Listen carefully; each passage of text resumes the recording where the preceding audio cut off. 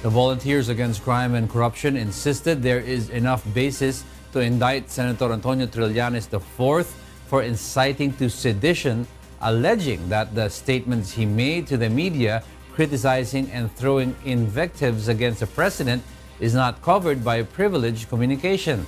May Bermudez will tell us why.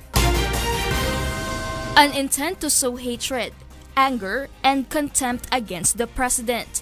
This was how lawyers from the Volunteers Against Crime and Corruption described the actions of Senator Antonio Trillanes IV after President Rodrigo Duterte issued a proclamation nullifying his amnesty.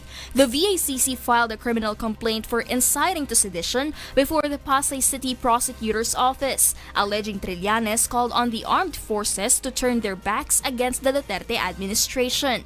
Trillanes invoked privileged communication in his defense, but the VACC lawyers disagree. Kami ay nag-cite ng mga decisions ng Korte Suprema. Ang pinakamalakas dyan ay yung Antonio Trillanes IV versus Marigomen.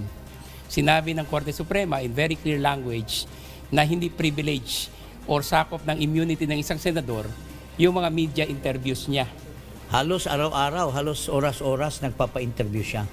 At sa mga sinasabi niya, sinabi na nga ni Attorney Luna, yung mga invectives against the President, yung mga sinasabi niya, siraulo si Duterte, tatanga-tanga si Duterte.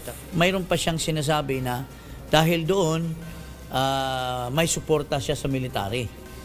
In his counter-affidavit, Trillanes defended himself and said his media interviews are part of his duty as a public official and to give updates on issues like graft and corruption. Inciting to sedition under the revised penal code is encouraging to rebel against authorities in form of speech, proclamations, writing, and other forms of representation. But privileged communication and freedom of speech and expression guarantee the right to criticize officials under the Constitution. The prosecutor's office has given Trillanes' legal counsel until November 22 to file their rejoinder. May Bermudez, UNTV News and Rescue, Pasay City.